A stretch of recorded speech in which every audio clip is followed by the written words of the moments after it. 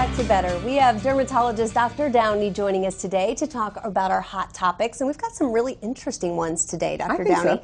Yeah, okay, first of all, there are photos all over the internet. If you haven't seen these, you have to Google it, of Michael Jackson's kids on vacation in Hawaii.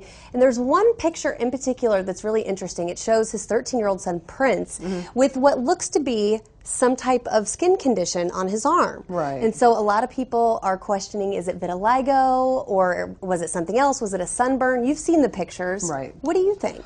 I have to be honest with you. I've never examined Prince. He's not my patient. I'm a huge Michael Jackson fan, but unfortunately it does look like it might be vitiligo. And So, Michael Jackson actually had vitiligo, and but we're not sure if he actually had it or not, to be honest with you, because I never examined him. That was the theory that he had it. And so vitiligo is something that's heritable, so that would be very unfortunate. So I hope that that's not it, and that it was something else, or it's just a picture that was, maybe it was retouched or something. I mean, we just don't know. But I think that studies show that I need to go to Hawaii and check. Yeah, let's go together and we can do some research on that one. It is an interesting, but you're right, the photo's retouched.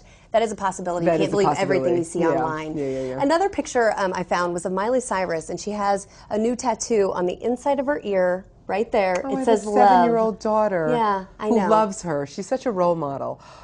This is how I feel about tattoos. First of all, in the ear, it's super painful. It could get infected. It could lead to swelling. It could lead to all kinds of other issues for months and months and months. But the newest thing with tattoos is not only are people getting hepatitis and rare but reported cases of HIV, but now they're getting mycobacterium.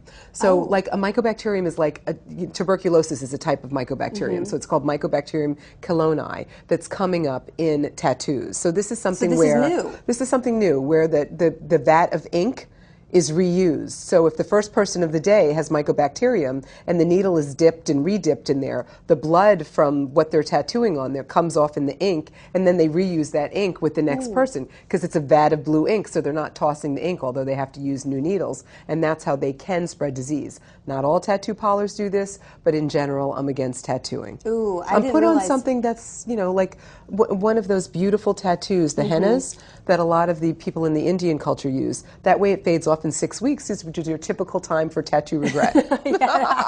6 weeks, yeah. 6 weeks later, people are like, oh no. Yeah, well, but that's interesting that that's happening and people don't even realize it. Are there, you said the ear, that is especially sensitive. Are there areas that are maybe a little bit better or worse, or is it just bad altogether?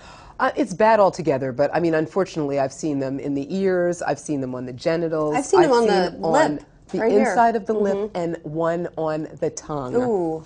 Come on. Ouch. Yeah. Yeah. Okay, that doesn't seem like a great idea. But another thing, a couple of weeks ago, the new tan tax actually went into effect, and that's a 10% surcharge. July 1st. That just went into effect. And it's interesting because some people are now saying it's discrimination, because they say mostly white people are the ones that go to the tanning beds, but you disagree. You say that's not true. Well, first of all, the tan tax, the reason that they're doing this is because the ultraviolet rays in the tanning beds are 12 to 15 times the natural sunlight. Ooh. So people that are going in there are predisposing themselves to skin cancers, especially melanomas.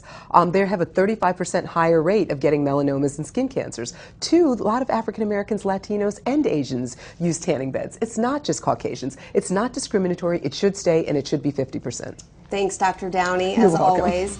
We'll be right back.